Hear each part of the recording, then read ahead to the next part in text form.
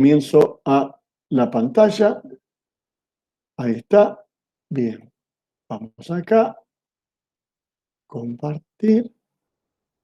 Y vamos a ver.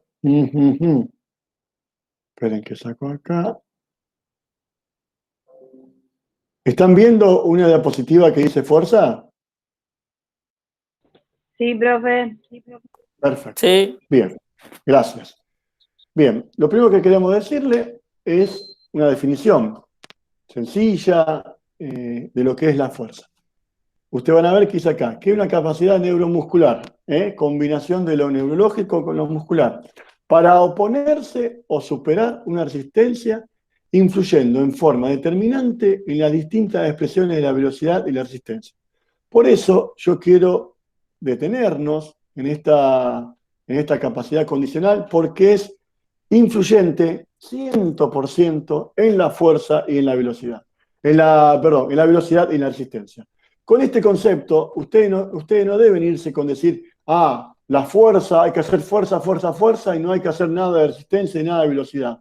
Obviamente que ese no es el concepto que yo quiero que ustedes se lleven después de esta o de la próxima charla que terminemos de hablar de la fuerza. Yo lo que quiero que les quede claro es que es una capacidad íntimamente relacionada al éxito del desarrollo de las otras capacidades. Algunos fanáticos de la fuerza no aseguran, sino que se basan en el concepto de que la fuerza, y es verdad, está relacionada a la contracción muscular. Y la contracción muscular está relacionada a todos los movimientos y gestos que hacemos nosotros en nuestra vida cotidiana. Entonces, los defensores acérrimos de la fuerza dicen que es la capacidad condicional número uno del deporte. Muchos expertos también hablan de que es la capacidad condicional número uno en el alto rendimiento. Nosotros, haciendo una transpolación con respecto a los conceptos que manejamos con los adultos, tenemos que decir cuál es la característica que nosotros debemos potenciar o queremos desarrollar con mayor, éxito en nuestros deportistas. Todo el mundo habla de que tenemos que desarrollar jugadores con potencia. La potencia viene de la fuerza, es de combinar la fuerza por la velocidad, es una ley física. Entonces, también está relacionado a la física el tema de la importancia que tiene la fuerza. Pero, como lo van a ver más adelante, no podemos menospreciar bajo ningún concepto a la resistencia o a la velocidad. ¿Sí? Bien. Acá vamos a obtener algunas pequeñas definiciones. Dice acá, ¿qué es la fuerza máxima? Podemos decir que es la capacidad neuromuscular en realizar una contracción voluntaria, estética o dinámica máxima, es decir, levantar un peso una sola vez. A ver, la definición de fuerza habla de la capacidad de oponerse, o sea, hacer resistencia, o sea, oponerse a una resistencia. Tomen resistencia no como la capacidad condicional, sino alguna carga externa. Es la capacidad de oponerse, ¿sí? De hacer un poquito de oposición a una carga externa. Y es acá cuando yo quiero detenerme un poquito para que entendamos lo que les quiero significar. Cuando nosotros hablamos de fuerza, no podemos entender o quedarnos con la fuerza que todo el mundo se imagina que es la fuerza del gimnasio, la fuerza en la cual el chico o el deportista está haciendo pesas, las famosas pesas, o el hecho de realizar fuerza es el patobica, el grandote que tiene una espalda tremenda que hace trabajo de gimnasio. Eso es un tipo de fuerza, eso es una forma de realizar fuerza, que bajo ningún concepto está recomendada, está, digamos, especificada para trabajar con chicos en edades tempranas. Entonces, primer concepto fundamental, no, agrupar a todas las fuerzas con el concepto de la fuerza del patobica, la fuerza del gimnasio. ¿Está? Porque ese es un error que hace de que tengamos o que hayamos tenido, y cuando hablamos de hayamos tenido, incluyo a todas aquellas personas que en un primer concepto, en un primer momento, decían que la fuerza para el fútbol era mala, que la fuerza en edades tempranas era mala. Ahora vamos a ver qué es malo y qué es bueno y por qué se consideraba malo esos conceptos que no eran los correctos. Entonces, vamos a seguir con las pequeñas definiciones. Entonces, primer concepto. ¿Qué es la fuerza? Es la capacidad de oponerse a una resistencia, a una carga externa. ¿Está? Cuando yo puedo oponerme una sola vez, que más de una sola vez no puedo, eso es la fuerza máxima. Es lo que yo puedo llevar adelante con un resultado positivo, oponiéndome a una resistencia. ¿Está? Hay diferentes tipos de fuerza, que ahora vamos a ir viendo. Bien. Cualquier duda, por favor, me preguntan, ¿eh? No tengan el menor problema de preguntármelo. Bien, seguimos. Dice acá, lo habíamos dado anteriormente. Luego, también está la fuerza de velocidad, es lo que hablamos anteriormente, ¿no? El tema de la potencia. Es la capacidad neuromuscular para superar una resistencia a mayor velocidad posible. Y yo acá le hago tiro un ejemplo para que ustedes entiendan qué es hablar de superar una resistencia a mayor velocidad posible. Hacer un salto es un trabajo de potencia. Hacer un cabeceo es un trabajo de potencia, para que sea situado lo que es el fútbol. Hacer un remate con mucha velocidad es un trabajo de potencia. ¿Se entiende? Eso es la potencia. ¿Está? Que está, repito, relacionado a lo que es la fuerza. Bien. Después tenemos otra, por último, la combinación de la fuerza de resistencia y de la capacidad que posee el organismo de oponerse a una fatiga en esfuerzo de larga duración. Dependen directamente de la fuerza máxima. Es un concepto que lo manejamos más para el alto rendimiento. Esto es un concepto que yo quiero que a usted le quede claro. La fuerza de resistencia es la famosa fuerza que realizan, por ejemplo, muchas señoritas en el gimnasio, en el cual hacen porque quieren hacer cola, creen que haciendo 30 repeticiones de trabajo de glúteos, la cola va a ser mejor. Ese es un problema de concepción de la dosificación del entrenamiento de la fuerza. No es bueno que una persona haga tantas repeticiones, por una cuestión netamente fisiológica que no quiero profundizarlo para no complicarle mucho la existencia. Pero entonces, tenemos, como dijimos anteriormente, la fuerza de resistencia, la fuerza de velocidad. La combinación de las tres capacidades. Bien, hasta aquí. ¿Hay alguna duda? ¿Alguna pregunta? Esto es lisa y llanamente una definición escueta nuevamente de los conceptos de la fuerza y sus diferentes formas de manifestarse. Luego, también tenemos los diferentes tipos de fuerza. A ver, dice acá, la fuerza isométrica también se conoce como la fuerza estática.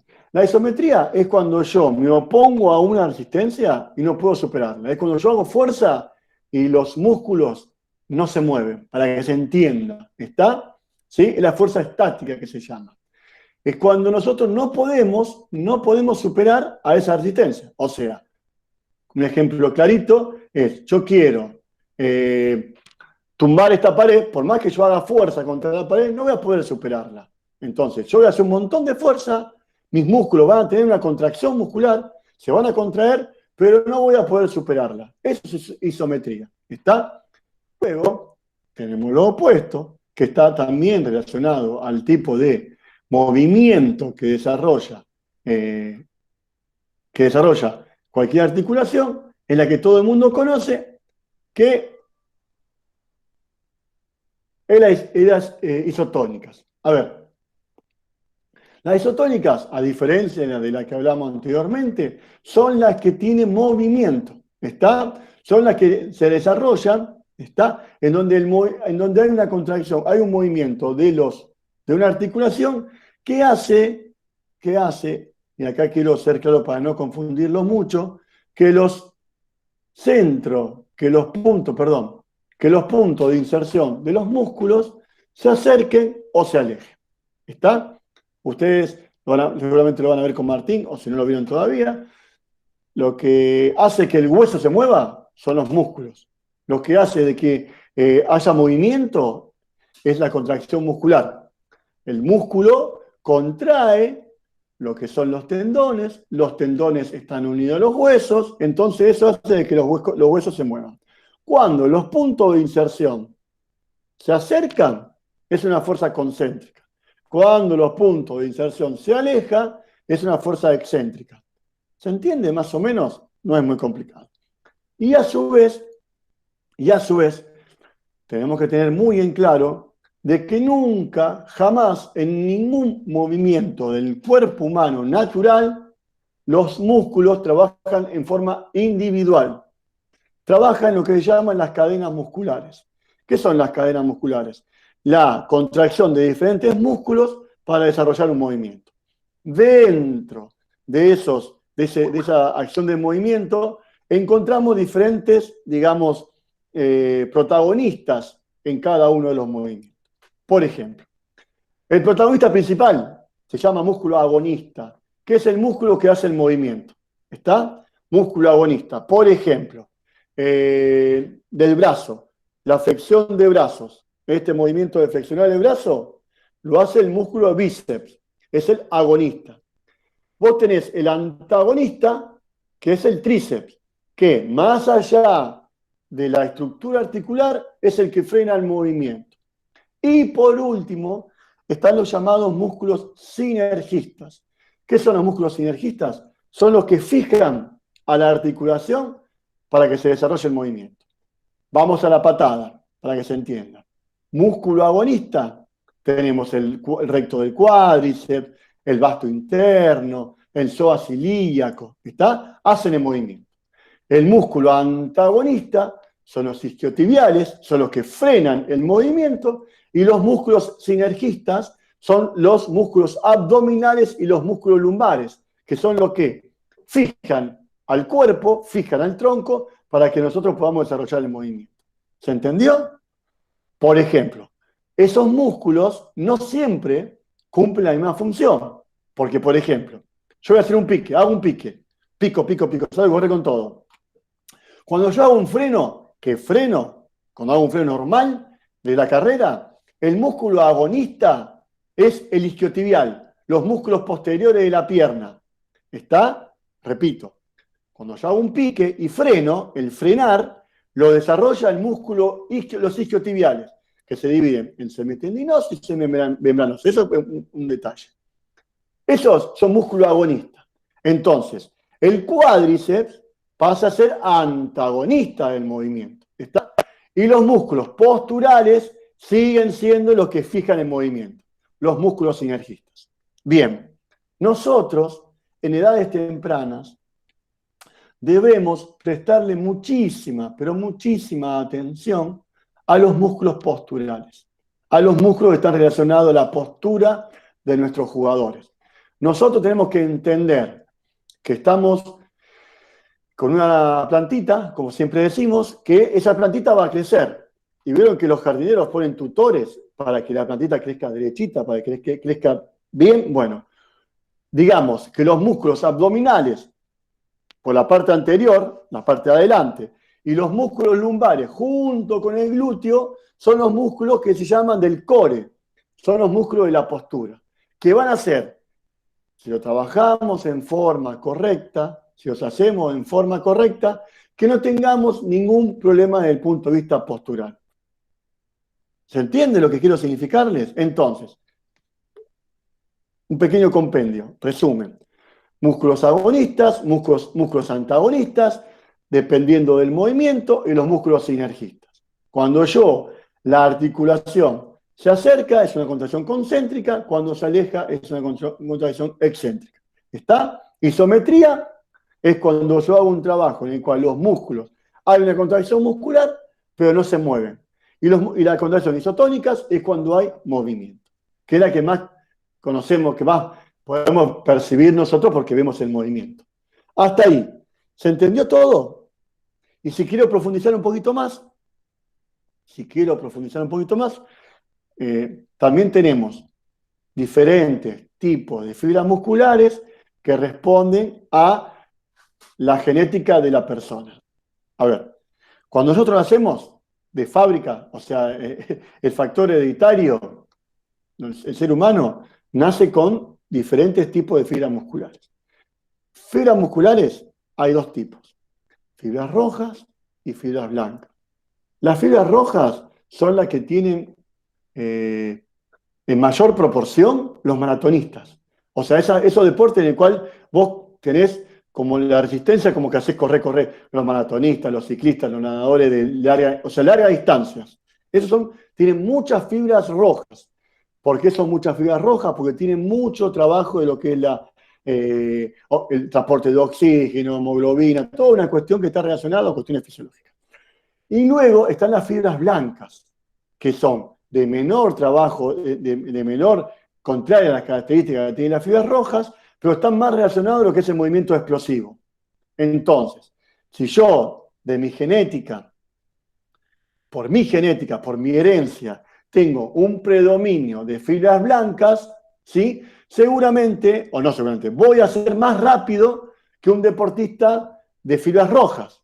Y a su vez, el deportista de fibras rojas va a tener mayor preponderancia a la hora de desarrollar trabajos de larga duración. Bien, son conceptos que seguramente acá tengo profes, acá tengo estudiantes de educación física que lo han manejado en el profesorado. Pero bueno, yo quiero situarlos en lo que es el tema de la fuerza. Bien, ¿alguna duda hasta ahora? ¿Se entiende todo? Vamos sencillo, ¿no? Vamos bien. Y vamos para adelante entonces. Sí, sí. Y si seguimos también para darle un broche de oro a esto, también tenemos de acuerdo a la genética las personas que son endomórfica, ectomórfica o mesomórfica. La persona endomórfica es aquella persona que va caminando por la calle y pasa por una panadería, ¿sí? Se pone a mirar las facturas y con solo mirarla engorda. ¿Está? Mira la factura y engorda. El ectomórfico es aquel que entra a la panadería, se come 15 facturas y no engorda. ¿Está? El famoso flaco que come como una bestia que no engorda. ¿Sí? Y después está lo que son los mesomórficos, que son el término medio. O sea, que tienen la suerte de tener un biotipo, que se llama biotipo, que hace de que sea moderado entre las dos cuestiones. ¿Está? Ectomórfico, como un montón, no engorda. Endomórfico, con solo mirar el alimento ya engorda, y el mesomórfico tiene el término medio. Bien, eso fue para darle un broche de oro a todo esto de la fisiología para que ustedes entiendan. Bien, sigamos. Bien, seguimos acá. Ahí va.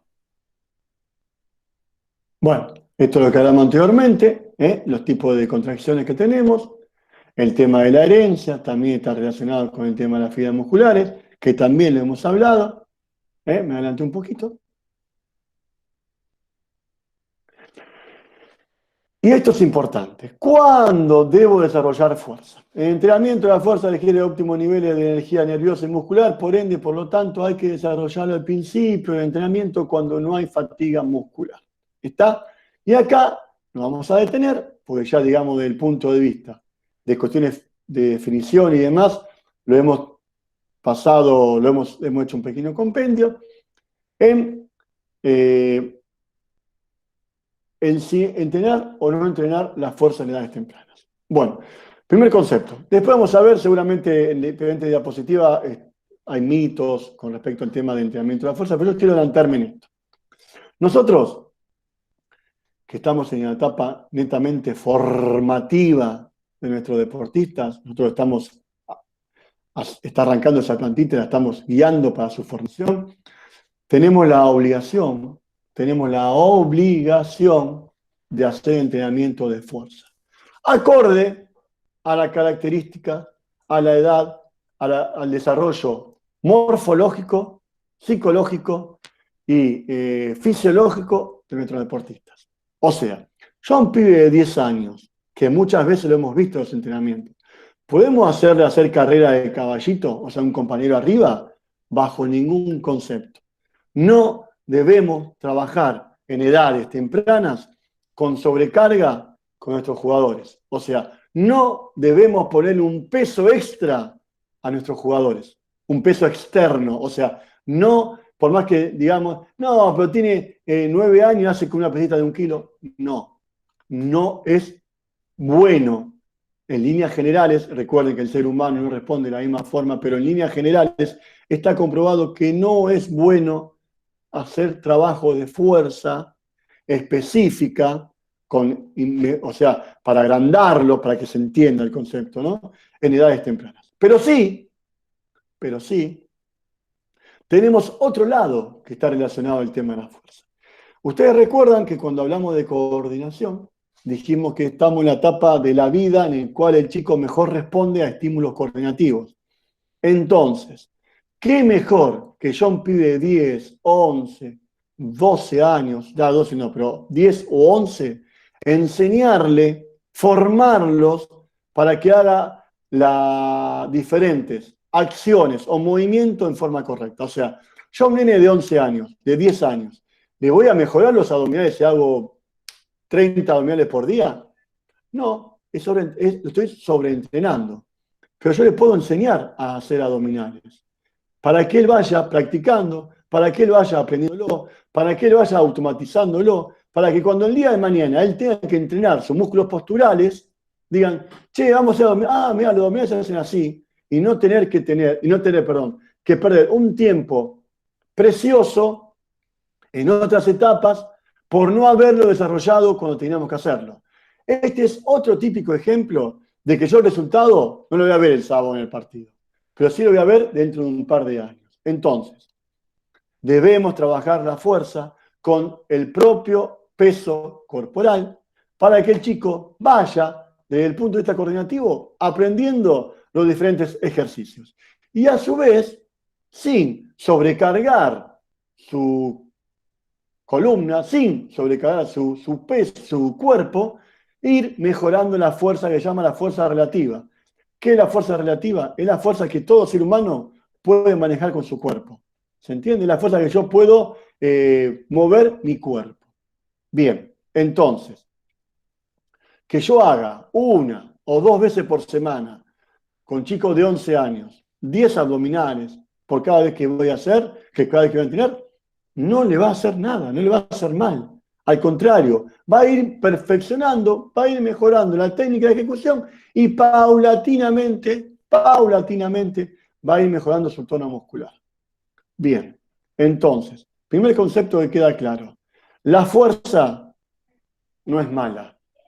Lo malo es como yo, formador, como yo, entrenador, le doy entrenamiento de fuerza a nuestros jugadores. Cuando hablamos anteriormente con respecto al tema de los mitos y realidades con el entrenamiento de la fuerza, vamos a ver que en niño hay, pero también la fuerza entró por la ventana en el entrenamiento del fútbol. ¿Por qué? Porque se copiaban, sin un análisis previo, entrenamientos de fuerza que no eran acorde al deportista. Y sí, provocaban hacer 4 series de 10, 3 series de 10, 4 series de 10, 5 series de 10, provocaban que el músculo se adaptara a ese tipo de contracción muscular, que no es la misma que se desarrolla en un partido de fútbol. Y entonces se provocaban las famosas lesiones que se contracturaban, o que se desgarraban, o que perdían flexibilidad. Al contrario, si nosotros entendemos y sabemos dosificar, significa darle, si nosotros sabemos darle a cada uno de nuestros jugadores entrenamientos acorde a su edad, vamos a darle, como dije anteriormente, un beneficio muy grande, muy importante para el día de mañana. Y también, porque vamos a ver en las diapositivas, que también le da un beneficio desde el punto de vista de la confianza, porque el nene empieza a mejorar no solamente de lo coordinativo, el manejo de su cuerpo, sino también a partir de la fuerza, el manejo de su cuerpo. Repito, no debemos ni hacer carrera de carretilla, vi lo que lo agarraban a los chicos, lo hacían correr, lo agarraban de las piernas y con los brazos iban caminando. No tenemos que hacer sentadillas con peso, no debemos hacer trabajo de caballito con un compañero arriba. Nada que haya una sobrecarga que haga que el chico tenga que desarrollar fuerza más allá de lo que es su peso corporal. Y esto lo tiro Siempre hablando desde el punto de vista de líneas generales, aspectos generales. Porque ustedes saben que no tenemos todos los chicos de la misma, el mismo desarrollo. ¿Se acuerdan cuando veíamos el tema de las edades? La edad biológica, la edad morfológica, la edad de calendario. Bueno, a veces tenemos chicos con 11 o 12 años que ya tienen un avance en cuanto a su desarrollo. Y ahí nosotros, basándonos en el principio de individualidad del entrenamiento, podemos, con mucha cautela y mucho conocimiento de la técnica que va a desarrollar, empezar a trabajar pequeños estímulos, acorde a esa formación corporal. ¿Está? ¿Por qué? Pues si también traigo a la mesa temas anteriores que dimos. Recuerden, yo puedo tener un desarrollo muy acelerado desde el punto de vista morfológico, o sea, de ser grandote, pero desde el punto de vista psicológico está muy verde, como decimos nosotros, entonces ese problema esa disparidad, puede traer alguna complicación a la hora de desarrollar la fuerza. Y lo malo que tiene esto, y esto sí creo que quede muy en claro, que si yo me equivoco en el entrenamiento de resistencia, el chico a lo sumo, que no pasa, nunca me pasó, bueno, son menos, se puede llegar a desgarrar, se puede romper el músculo, una cuestión de un desgarro por sobreentrenamiento de resistencia, que no pasa, muy difícil. Pero sí pasa el mal entrenamiento de la fuerza, traer lesiones que son lesiones para toda la vida. Que un nene haga un gesto mal, o una sobrecarga incorrecta entre los 11, 12 años, puede traerle un problema de columna que lo va a acarrear toda su vida. Un pinzamiento lumbar, un montón de cosas que están relacionadas al mal entrenamiento de la fuerza. ¿Se entendió, no? Entonces, ¿hay que tener cuidado? Por supuesto. ¿Hay que tener respeto? Por supuesto, pero hay que entrenarlo. Debemos entrenar fuerza acorde a la edad de nuestros jugadores en edades tempranas. Bien. Seguimos con las diapositivas.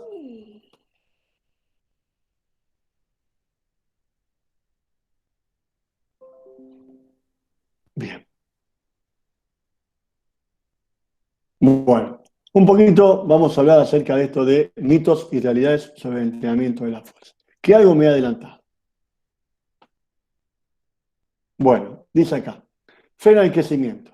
Se sabe que un entrenamiento adecuadamente diseñado no genera mucha tensión en cartílago o crecimiento de los jóvenes. De hecho, el estímulo de la contracción muscular es fundamental para el correcto desarrollo de los huesos. Al contrario, los niños son menos susceptibles de sufrir lesiones del cartílago de crecimiento que los adolescentes y los adultos. Vuelvo a explicar esto. ¿Por qué traigo a colación esto del cartílago de crecimiento? Porque se decía que si yo hacía fuerza, iba a dejar a los chicos petizos. El que hacía fuerza iba a quedar enano. ¿Por qué? Porque se cerraba el cartílago de crecimiento y es verdad, una vez que se cierra el cartílago de crecimiento, no vuelve a abrirse y el hueso no sigue desarrollándose. Entonces, volvemos a decir lo que decíamos anteriormente, o volvemos a aclarar lo que decíamos anteriormente. Si nosotros nos pasamos de entrenamiento de la fuerza, si lo hacemos en forma incorrecta, podemos colaborar a esta teoría, pero no es porque la fuerza es mala en edades tempranas. Lo que es malo, repito, es la dosificación, como yo le hago desarrollar fuerza a nuestros jugadores. Pero como ustedes vieron, hacerlo en forma correcta aumenta, o sea, mejora la calidad del cartílago de crecimiento. No lo cierra, lo potencia, lo ayuda a que tenga un buen desarrollo. Y eso va a hacer de que tengamos huesos más fuertes. ¿Está? Huesos que ayuden a que sea más, porque no puedo decir que hacer fuerza te hace los huesos más fuertes. Lo que va a hacer es ayudar a que tengamos mejor masa ósea. ¿Se entendió? Entonces, primer mito. Además, en la época de los 80, hubo una investigación realizada en China o en Corea, uno de esos países orientales, en donde se tomó a una población importante, se hizo famoso por los resultados tan, digamos, en esa época. ¿Vieron cuando uno quiere escuchar algo y el que nos está hablando nos dice lo que nosotros queremos escuchar es como que estamos contentos, o sea que nos endulzan el oído, como se dice. Entonces se decía que esta teoría, que esta investigación había llegado a la conclusión de aquellos deportistas que hacían entrenamiento de la fuerza, quedaban petizos y se adelantaba el cierre del cartílago de crecimiento. Luego, ustedes saben que una investigación tiene un montón de pasos, se investigó, valga la redundancia, esa investigación, o sea, se investigó cómo se llevó adelante, y obviamente que la dosificación, o sea, los estímulos que hicieron con esos deportistas, un sobreentrenamiento, provocaron esas conclusiones. Sumado, también que es muy importante, de que, ahora no, pero ahora no es como, perdón, antes no es como ahora, las personas orientales son más petizas que el resto del mundo. Son más petizas, más cortas que el resto del mundo. Entonces tomaron a esas medidas como universales. Y cuando vos lo medías con un europeo, obviamente que el oriental quedaba chiquito, pero era de acuerdo a las características de su raza, a las características de su genética. Entonces, no es verdad, repito, que nosotros, haciendo entrenamiento de la fuerza, vamos a tener a jugadores petizos. Nosotros con el entrenamiento de la fuerza no vamos a ayudar o a perjudicar, para que se entienda, a los chicos en dejarlos petizos, bajo ningún concepto. Bien. Segundo mito que vamos a desarrollar.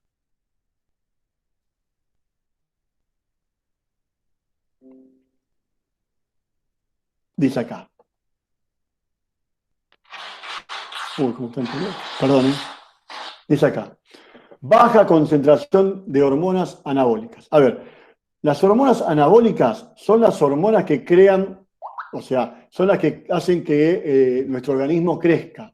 Anabólicas, por eso están los anabólicos esteroides. Sí, eso es de droga, pero bueno, de ahí viene la palabra. Anabólico es que crea, catabólico es que destruye. ¿Está? Uno cuando nace tiene todo, hasta los 25, 26 años más o menos, todas hormonas anabólicas, lo anabólico supera lo catabólico, ¿sí? Crece. Después viene la meseta, por suerte esa meseta cada vez se está extendiendo más, y llega una edad, 60, 65 años, en donde lo catabólico, ¿sí? Supera lo anabólico. Entonces entramos en la vejez. Entonces dice acá. Además, otros argumentos muy extendidos que desaconsejaba este tipo de trabajo era la baja concentración de hormonas anabólicas antes de la pubertad. Sin embargo, cuando comparamos la ganancia de fuerza entre niños y adultos en valores relativos de la masa muscular, los resultados son similares. Entonces, ¿qué se decía? Que nosotros, ¿para qué vamos a entrenar a los chicos en fuerza si no tiene hormonas catabolizadoras, no tiene hormonas anabólicas que hagan de que crezca? Se ha demostrado, como ustedes han podido leer, de que no es verdad. También hay concentración proporcional a lo que es el organismo del chico de hormonas anabólicas. ¿Está? Entonces, primer mito, no lo deja petizo. Segundo mito, no es que no hay hormonas anabólicas, sino que también hay hormonas anabólicas acorde a lo que es la estructura de nuestros deportistas. Bien, sigamos. Perdón que vaya y venga, pero me gusta, es medio complicado hablar siempre a una pantalla. Bien, sigamos con lo que seguimos. Tercer mito. No es aconsejable para niños obesos. El entrenamiento de la fuerza de niños despierta el interés de los niños sedentarios y obesos, a los que no les gusta periodo prolongado de ejercicio anabólico continuo. Esto se convierte en un incentivo ideal para animar a esto la práctica de la actividad física y de este modo beneficiarse con los múltiples aspectos que nos brinda. También se decía que aquel nene que era gordito, si hacía pesas se volvía aún más gordo. Está demostrado de que no tiene absolutamente nada que ver el tema de la obesidad con el tema de la buena dosificación del entrenamiento de la fuerza. La obesidad está ligada a la alimentación, al sedentarismo y a la genética. Esto de lo que hablamos anteriormente de lo endomórfico o lo glandular, si se quiere. Pero no tiene ningún tipo de relación con el tema de la fuerza. ¿Sí? Al contrario. Eso hace de que se puede estilizar mala persona. ¿Está? Uy, perdón. Uy, ¿qué hice? Algo apreté mal. Perdón.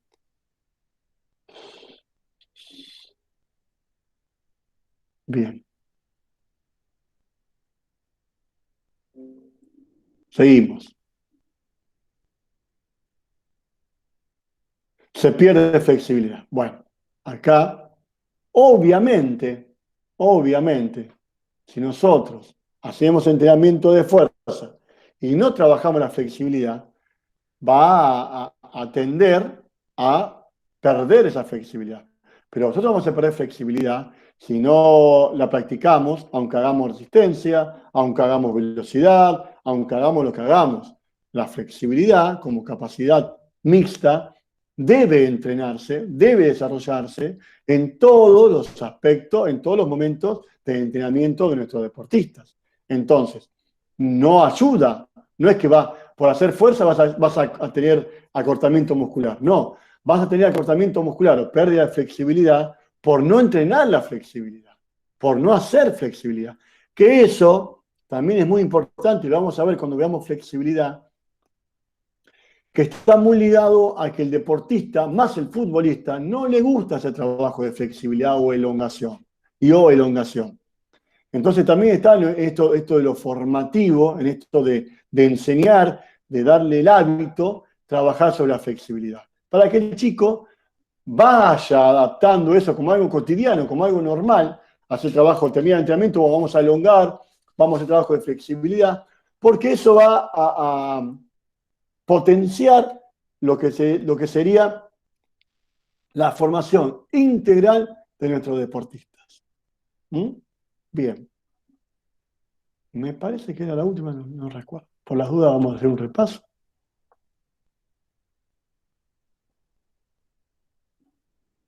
A ver si hay alguna más. Bueno, acá habla de los beneficios, dice acá. Además del objetivo principal de ganar fuerza, el entrenamiento de la fuerza del niño ha demostrado ser útil para mejorar el rendimiento deportivo, prevenir lesiones, rehabilitar de las mismas e incluso mejorar la salud a largo plazo. Bueno, es una conclusión que nos dice o nos habla acerca de los beneficios del entrenamiento de la fuerza. Bien, queridos alumnos, he hablado muchísimo, a lo mejor lo he cansado.